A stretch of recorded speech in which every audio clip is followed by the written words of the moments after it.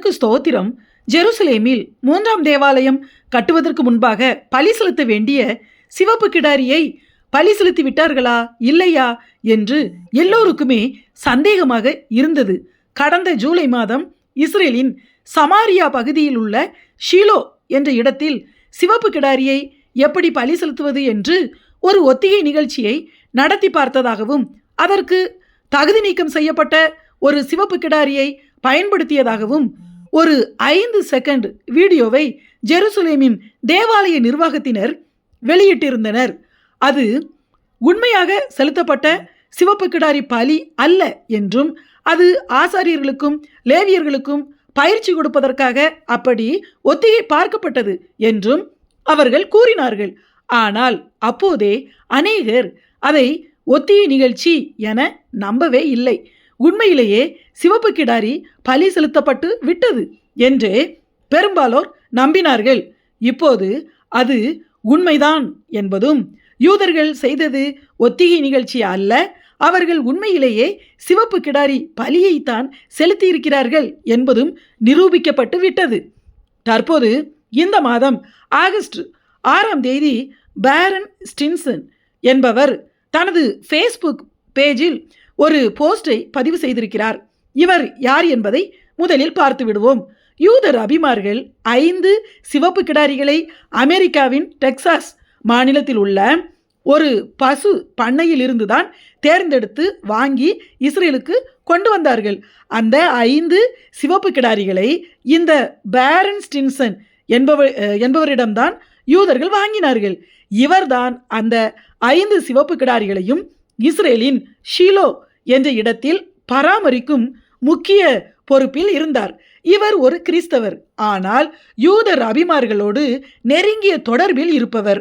ஜூலை மாதம் ஷீலோவில் சிவப்பு கிடாரியை பலி செலுத்திய போது இந்த பேரன் ஸ்டின்சன் என்பவரும் அந்த பலி செலுத்தும் இடத்தில் இருந்திருக்கிறார்.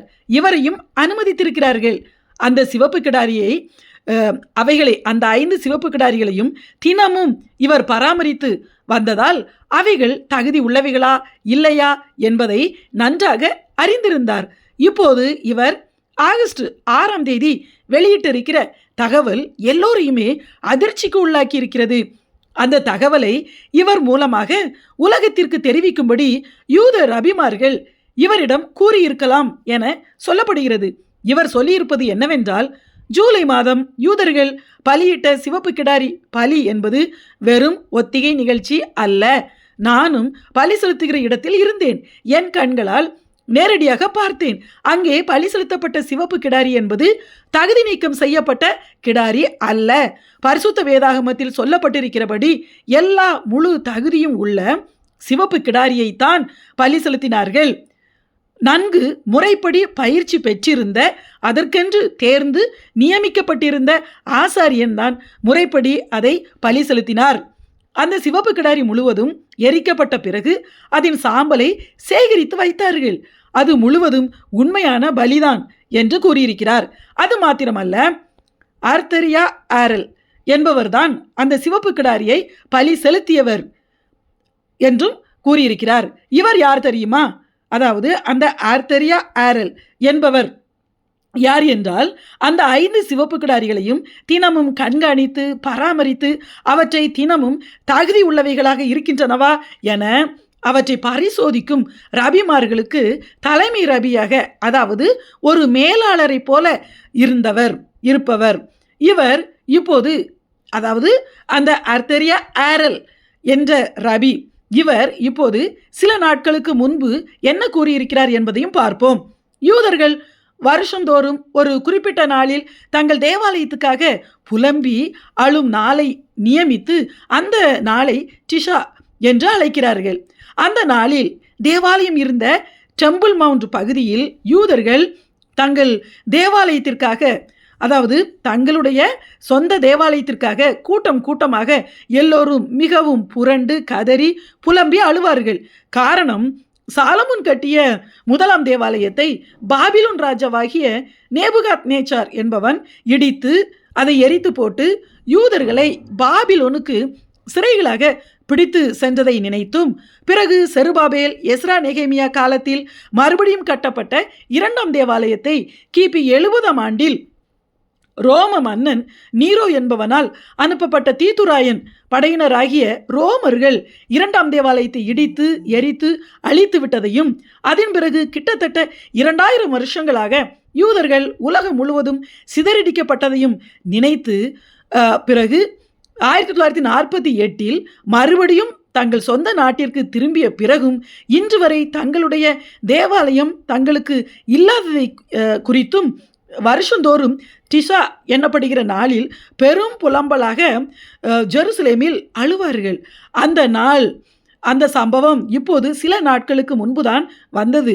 அப்போது யூதர்கள் திரளாய் கூடி புலம்பிக் கொண்டிருந்த போது அர்த்தரியா ஆரல் என்கிற ரபி சொன்னது என்ன தெரியுமா?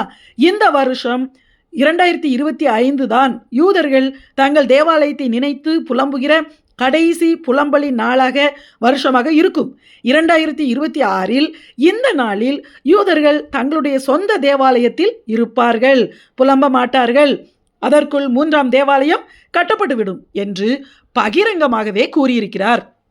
யூதர்களின் எதிரிகளின் கவனத்தை திசை திருப்புவதற்காகவே அந்த சிவப்பு கிடாரி பலியை வெறும் ஒத்திகை நிகழ்ச்சிதான் என கூறினார்களாம். இப்போது எதிரிகள் சிவப்பு கிடாரி பலி இன்னும் நடக்கவில்லை, எனவே இப்போதைக்கு ஜெருசலேமில் அல்-அக்ஸா மசூதி இருக்கிற இடத்தில் யூதர்களால் தங்கள் தேவாலயத்தை கட்ட முடியாது என நினைத்து கொண்டிருப்பார்கள். ஆனால் யூதர்கள் எந்த நேரத்திலும் தங்கள் தேவாலயத்தை கட்டுவதற்கு ஆயத்தமாக தங்களை சுத்திகரிப்பதற்காக சிவப்பு கிடாரியை முறைப்படி பலி செலுத்தி சாம்பலை தயாராக சேகரித்து வைத்திருக்கிறார்கள். அதனால்தான் உலகத்தின் கவனத்தை திசை திருப்புவதற்காக எல்லா சிவப்பு கிடாரிகளுமே, அதாவது 5 சிவப்பு கிடாரிகளுமே தகுதியற்றது ஆகிவிட்டது. அவற்றின் உடம்பில் ஓரிரு வெள்ளை அல்லது கருப்பு முடிகள் தோன்றியதால் எல்லாம் தகுதியற்றது ஆகிவிட்டது, நிராகரிக்கப்பட்டு விட்டது என்று தேவாலய நிர்வாகத்தினர் சார்பாக சமீபத்தில் ஒரு செய்தி வெளியிடப்பட்டிருந்தது. ஏற்கனவே யூதர்கள் சிவப்பு கிடாரியை ஒத்திகை மட்டுமே பார்த்திருக்கிறார்கள் என்றும், இப்போது மற்ற எல்லா சிவப்பு கிடாரிகளுமே தகுதியற்றது ஆகிவிட்டதால் இனி யூதர்களுக்கு எப்போது சிவப்பு கிடாரி கிடைக்கப் போகிறது? அது பிறகு குறிப்பிட்ட வயது வரை தகுதியுள்ளதாக வளர்ந்து பலி செலுத்த இன்னும் அநேக வருஷங்களாகும் என்றும், சிவப்பு கிடாரி மிக அரிய இனம் என்பதால் இனி அவ்வளவு எளிதில் அது யூதர்களுக்கு கிடைக்கப் போவது இல்லை, எனவே இப்போதைக்கு யூதர்களால் தேவாலயத்தை கட்ட முடியாது என்றும் உலகத்தாரும் இஸ்ரேலின் எதிரிகளாகிய அரபு நாடுகளும் தவறாக புரிந்து கொள்ள வேண்டும் என்பதற்காகவே இப்படி எல்லா சிவப்பு கிடாரிகளும் தகுதியற்றதாகிவிட்டன என்று யூதர்கள் குழப்பி விட்டிருக்கிறார்கள் என கூறப்படுகிறது. ஆனால் யூதர்கள் சிவப்பு கிடாரியை பலி செலுத்தி தேவாலயம் கட்டுவதற்கு ஆயத்தமாக சாம்பலை சேகரித்து பத்திரப்படுத்தி வைத்து விட்டார்கள். குறிப்பிட்ட நாள் வரைதான் அந்த சிவப்பு கிடாரியின் சாம்பலை வைத்திருக்க முடியும் என்பது அல்ல. சிவப்பு கிடாரியின் சாம்பலை எவ்வளவு நாள் வேண்டுமானாலும் அந்த சிவப்பு கிடாரியின் சாம்பலை வைத்திருக்கலாம். பிறகு ஏன் உண்மையான பலியை வெறும் ஒத்திகை நிகழ்ச்சிதான் என கூறினார்கள் என்றால், ஏற்கனவே அமெரிக்காவிலிருந்து அந்த 5 சிவப்பு கிடாரிகளையும் இஸ்ரேலுக்கு கொண்டு வந்ததாலேயே இனி அல்-அக்ஸா இருக்கிற இடத்தில் யூதர்கள் தங்கள் தேவாலயத்தை கட்ட ஆரம்பித்து விடுவார்கள் என்று பயந்ததால் தான் ஈரான் போன்ற இஸ்ரேலின் எதிரி நாடுகளின் தூண்டுதலால் 2023 அக்டோபர் 7ஆம் தேதி ஹமாஸ் தீவிரவாதிகள் இஸ்ரேலை தாக்கினார்கள். இன்றளவும் எவ்வளவு பிரச்சனைகள் என்பது நமக்கு தெரியும். அதனாலேயே இப்போது சிவப்பு கிடாரியை பலியிட்டு சுத்திகரிக்கும் சாம்பலையும் சேகரித்து விட்டோம் என்று வெளிப்படையாக கூறினால் மறுபடியும் இஸ்ரேலின் எதிரி நாடுகள் தேவையில்லாமல் பிரச்சனை பண்ணுவார்கள் என்பதாலேயே உண்மையான பலியை ஒத்திகை என்று சொன்னார்கள். மேலும் அநேகர் சொல்வது போல் சிவப்பு கிடாரி பலியை ஷீலோவில் தானே செலுத்தியிருக்கிறார்கள். ஆனால் எருசலேமில் தேவாலயத்திற்கு நேர் எதிரே கிழக்கே இருக்கிற ஒலிவ மலையில் தானே செலுத்த வேண்டும் என்று கூறுகிறார்கள். ஆனால் இப்படி ஒலிவ மலையில்தான் பலி செலுத்த வேண்டும் என்று பழைய ஏற்பாட்டில் எந்த வசனத்திலும் குறிப்பிடப்படவில்லை. இதை குறித்து ஈசாக் மோமோ என்கிற யூத ரபி கூறுகையில், நியாயப்பிரமாணத்தின்படி எல்லா பலிகளுமே தேவாலயத்தின் பலிபீடத்தில் மட்டும்தான் செலுத்த வேண்டும். தேவாலயம் இல்லாமல் பலி செலுத்த முடியாது. ஆனால் எண்ணாகமம் 19ஆம் அதிகாரத்தின்படி சிவப்பு கிடாரியின் பலியை மட்டும் பாளையத்திற்கு புறம்பே தான் பலி செலுத்த வேண்டும் என்று கூறப்பட்டுள்ளது. எனவே ஆசரிப்பு கூடாரத்திற்கு புறம்பே என்பதால் ஜெருசலேமிற்கு வெளியே ஷீலோவில் சிவப்பு கிடாரி பலியிடப்பட்டது. அது மாத்திரமல்ல, சாலமோன் தேவாலயம் கட்டப்படுவதற்கு முன்பு நியாயாதிபதிகளின் காலத்தில் ஆசரிப்பு கூடாரமும் உடன்படிக்கை பெட்டியும் 396 வருஷங்களாக ஷீலோவில் தான் இருந்தது. அங்கேதான் தேவனை ஆராதித்தார்கள். தேவ மகிமை தங்கியிருந்த இடம் ஷீலோவாகும். இப்போது ஜெருசலேமில் தேவாலயம் இல்லை. எனவே ஷீலோவில் ஆசரிப்பு கூடாரம் இருந்த இடத்திற்கு எதிரே குறிப்பிட்ட இடத்தில் சிவப்பு கிடாரி பலி செலுத்தப்பட்டது. இதுதான் சரியான முறை என்று அவர் கூறியிருக்கிறார். மேலும் ஜெருசலேமில் தேவாலயம் இருந்த இடத்திற்கு எதிரே ஒலிவு மலையில்தான் சிவப்பு கிடாரியை பலி செலுத்த வேண்டும் என்று சில பாரம்பரிய யூத ரபிமார்கள் கூறுகிறார்கள். இப்போது நம்மிடம் தேவாலயம் இல்லை, எனவே பாளையத்திற்கு வெளியேதான் பலி செலுத்த வேண்டும் என்பதால் ஆசரிப்பு கூடாரம் இருந்த ஷீலோவில் பலி செலுத்தப்பட்டு விட்டது. இது சிவப்பு கிடாரி பலியை மட்டுமே இந்த முறைப்படி பலி செலுத்த வேண்டும். மற்ற எல்லா பலிகளுமே தேவாலயத்தின் பலிபீடத்தில் மட்டும்தான் செலுத்த வேண்டுமே தவிர ஆலயத்திற்கு வெளியே செலுத்தக்கூடாது என்றும் கூறியிருக்கிறார். மேலும் 3ஆம் தேவாலயம் கட்டுவதற்கான எல்லாவற்றையுமே ஆயத்தப்படுத்தி விட்டார்கள்.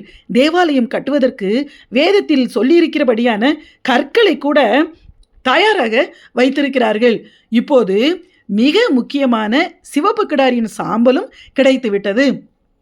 தேவாலயம் கட்ட இடம் கிடைத்தவுடன் முதலாவது யூதர்கள் தங்களையும் தேவாலய இடத்தையும் சிவப்பு கிடாரியின் சாம்பல் தண்ணீரினால் சுத்திகரிக்க வேண்டும்.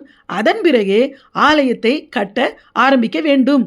இப்போது எந்த நேரத்தில் வேண்டுமானாலும் ஆலயம் கட்ட தேவையான சிவப்பு கிடாரி சாம்பலையும் ஆயத்தமாக வைத்திருக்கிறார்கள். 3ஆம் தேவாலயத்திற்கு எந்த வழியாக எப்படி செல்ல வேண்டும் என்று வழிகாட்டும் பலகைகளை கூட ஜெருசலேமில் தேவாலயம் இருந்த இடம் வரை ஒவ்வொரு இடத்திலும் வைத்துவிட்டார்கள். இவ்வளவு ஆயத்தமாய் இருப்பதால் தான் இஸ்ரேலின் உள்துறை அமைச்சராகிய பென்கிவீர் என்பவரும் அவரோடு ஆயிரக்கணக்கான யூதர்களும் இந்த ஆகஸ்ட் 3ஆம் தேதி அல் அக்ஸா மசூதிக்குள் போய் அந்த வளாகத்தில் யூத முறைப்படி வழிபாடு செய்து நமது 3ஆம் தேவாலயத்தை கட்டுவதற்கு எல்லோரும் வாருங்கள் என்று யூதர்களுக்கு பகிரங்கமாக அந்த பென்கிவீர் என்கிற இஸ்ரேலிய அமைச்சர் அழைப்பு விடுவித்திருக்கிறார். எனவே யாரும் எதிர்பாராத நேரத்தில் ஜெருசலேமில் அல் அக்ஸா மசூதி இருக்கிற இடத்தை யூதர்கள் எப்படியும் எடுத்து விடுவார்கள். கடைசி காலத்தின் சம்பவங்கள் எல்லாம் மிக தீவிரமாக நடந்து கொண்டிருக்கின்றன. இயேசுவின் ரகசிய வருகை வேத வசனங்களின்படி தேவாலயம் கட்டுவதற்கு முன்பே நடந்துவிடும். எனவே இயேசுவின் வருகையில் எடுத்துக்கொள்ளப்பட ஆயத்தமாகும். ஆமென்.